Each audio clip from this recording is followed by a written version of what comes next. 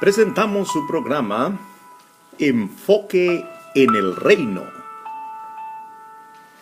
Queridos amigos, les saluda el hermano Edwin Mauricio Alza, la voz en español del hermano Anthony Bazar, máster en teología en la Universidad Bíblica de Atlanta, Georgia. El día de hoy para compartir con ustedes el tema La Transfiguración, previa visión de la venida del reino de Dios en la tierra. Los discípulos habían sufrido un golpe demoledor. Momentos antes, Pedro había recibido las más sinceras felicitaciones por su visión inspirada que Jesús era el Mesías de Dios. Mateo 16:16. Luego, estas palabras no deseadas: el Hijo del Hombre va a ser arrestado y muerto, pero Él volverá de la muerte al tercer día, dijo Jesús. Pedro toma el asunto en sus propias manos y reprende al Salvador, solo para recibir una reprimenda severa a cambio.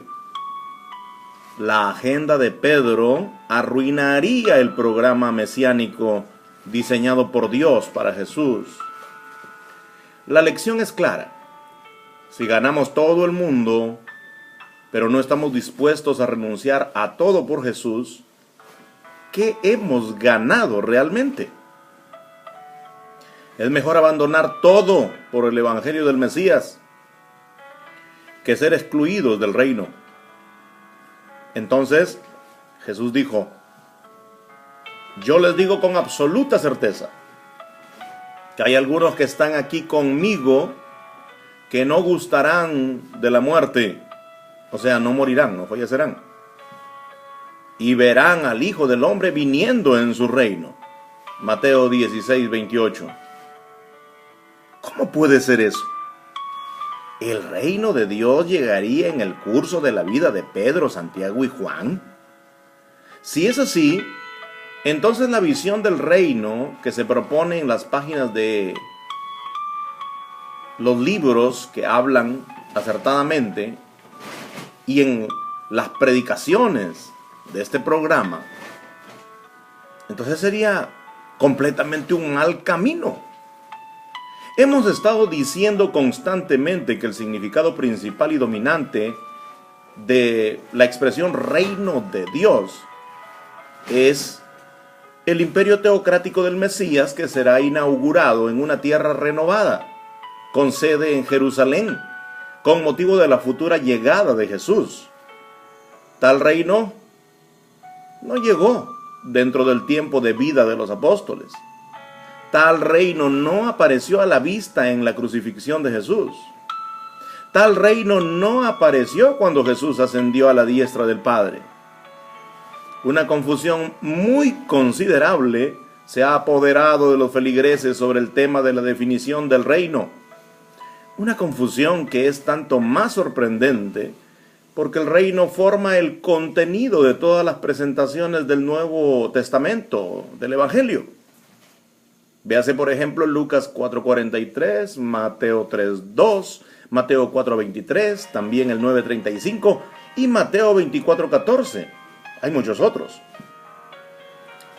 Un comentario que se propone que Jesús ascendió al trono de David en su ascensión de Hechos 1, no ha aprendido a pensar en términos mesiánicos. El trono de David fue y se encuentra en Jerusalén, no en el cielo. El heredero al trono se encuentra actualmente ausente de la tierra, que ha de ser su herencia junto con los fieles creyentes. Mateo 5:5 y Apocalipsis 5:10 lo dicen con claridad. Lucas, que fue un evangelista brillante y compañero de Pablo, cuidadosamente trazó el programa mesiánico en Hechos 1 del 5 al 7. En esos versos tan descuidados, Jesús hizo la pregunta crucial. A él, más bien, le fue hecha la pregunta crucial. ¿Es en este momento ¿Cuándo vas a restablecer el reino de Israel?, le preguntaron los apóstoles. La pregunta se plantea después de 3 años y otros 40 días de entrenamiento intensivo en estudios sobre el reino de Dios, según Hechos 1:3. A pesar de este hecho, los comentarios piensan que saben mejor que los apóstoles entrenados. Criticar a estas alturas de su carrera, como muchos lo hacen en este versículo, Hechos 1:6, es impugnar al Mesías mismo. Porque Jesús no hizo en ningún momento una corrección a los apóstoles y a su pregunta. No hizo corrección alguna sobre el hecho de que el reino será restaurado a Israel, como el conjunto de anuncios de la profecía del Antiguo Testamento. Él simplemente dijo que es imposible saber cuándo dicho evento se llevará a cabo, que el reino vendrá seguramente. ¿Cuándo vendrá? Es desconocido. No es una cuestión acerca de si el reino regresará a Israel, es una pregunta acerca de cuándo sucederá. Lo que llegó en pocos días, no muchos días, poco tiempo después de esta pregunta, fue el derramamiento poderoso del Espíritu. Lo que no llegó a los pocos días fue el reino. Es un grave error pasar por alto esta distinción vital entre dos eventos tan cuidadosamente detallados en Hechos. Aquellos que piensan encontrar el trono de David en el cielo en Hechos 2, proponemos los datos primarios suministrados por Hechos 1 del 5 al 7. De regreso a nuestra pregunta inicial, Jesús había hecho la declaración sorprendente que algunos de los que estaban en su presencia en los primeros años del siglo I serían testigos de la venida del reino. Sin embargo, el reino no vino, ni entonces, ni en la ascensión, ni ciertamente en el año 70 de la destrucción de Jerusalén. Lo que el círculo íntimo de discípulos vio fue de hecho el reino de Dios, pero lo vieron en visión. Lucas hace la conexión más estrecha posible entre la predicción sobre el reino y el evento de la transfiguración que le siguió. Lucas 9:28, léalo. Ahora aconteció como 8 días después, diciendo esto, o sea, acerca de ver el reino de Dios, de lo que sus discípulos fueron testigos entonces fue del reino de Dios en la tierra. Ellos vieron la gloria de Jesús. La gloria es un sinónimo para la venida del reino. Y en su compañía, en aquella visión, aparecieron Elías y Moisés, tipo de los justos que resplandecerán como el sol en el reino de su Padre. Jesús lo había dicho antes, Mateo 13:43. Así que Jesús en la transfiguración apareció con rostro resplandeciente, brillante como el sol, mientras que su ropa era blanca como la luz. Mateo 17:2.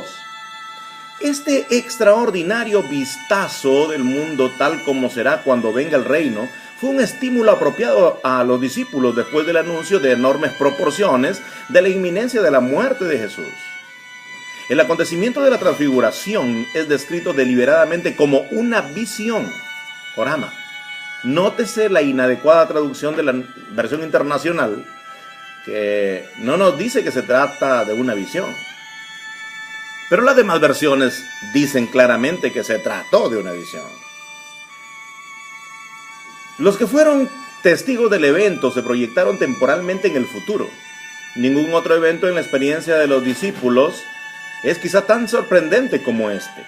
El recuerdo de ella y el significado de la misma fueron indeleblemente escritos en la mente del líder Pedro, el apóstol. Así que nos confirma la impresión que obtenemos de la transfiguración dada por 3 escritores de los evangelios. Por ejemplo, en 2 Pedro 1 habla de la diligencia que se exige para entrar en el reino futuro, versos del 1 al 11. Con esta enseñanza en cuenta es que él está ansioso por ofrecer una buena documentación de la base de la fe cristiana. Él quiere que ellos recuerden lo que había enseñado acerca del reino.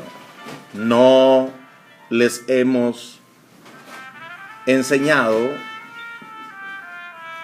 el Evangelio siguiendo fábulas ingeniosas, cuando hemos dado a conocer los hechos sobre el poder y la venida, o sea, la parusía, el retorno de Jesús, sino que fuimos testigos oculares de su majestad. ¿Dónde? En la transfiguración. Segunda Pedro 1:16. ¿Cuándo fue esto? Él lo explica en el verso 18. Cuando estábamos con él en el Monte Santo, vimos la segunda venida de Jesús y vimos el reino. Lo que estaba queriendo dar a conocer fue el reino. Lo vimos cuando vimos a Jesús transfigurado en presencia de Moisés y Elías en la montaña, parece decir Pedro. De hecho, habían visto el reino de Dios. Lo más interesante, Pedro se describe a sí mismo y a sus compañeros como testigos oculares del reino futuro. La palabra que usa es un término técnico para describir lo que se ve por un iniciado en los misterios divinos. Pedro está al tanto de los secretos del reino de Dios, los misterios del reino, el corazón del evangelio de la salvación. Mateo 13:11 y siguientes, y bueno sería compararlo con Lucas 8:12. ¿Qué tan clara es nuestra visión del reino? ¿Qué tan bien se nos ha iniciado en los secretos del desarrollo del plan del reino? La actividad continua de Dios para hacernos inmortales, para supervisar el reino de Dios con Jesús a su regreso. Tenemos la sospecha de que hay mucho trabajo por hacer antes que la iglesia pueda unirse en su testimonio del evangelio del reino de Dios tan amado por Jesús. Se dará un gran paso adelante cuando Hechos 1, del 5 al 7, se restablezca como base para una clara distinción entre la venida del Espíritu en Pentecostés y los diferentes eventos en su totalidad, que es la venida futura del reino en el retorno de Jesús. De hecho, el Mesías debe permanecer en el cielo. Y de allí que el reino no puede ser aún restaurado, porque el Mesías está en el cielo. ¿Hasta qué tiempo? Hasta la restauración de todas las cosas, de acuerdo con las palabras de los profetas hebreos, como predicó Pedro. Véase Hechos 3:21. Tenga en cuenta el enlace que aparece entre Hechos 1:6 y Hechos 3:21. Lucas conecta los dos versos con las palabras restaurar y restauración. Los sistemas de enseñanza que evaporan la esperanza concreta de la restauración del trono de David en Jerusalén, como lo dijo Gabriel, como lo predijo Daniel. En la venida de Jesús será esto. Los que evaporan la esperanza concreta corren el riesgo de privar al Mesías y a los santos de su heredad, el reino de Dios desde Jerusalén para todas las naciones. Hoy es el tiempo en que el rey ha enviado a sus emisarios a darles a los hombres la invitación personal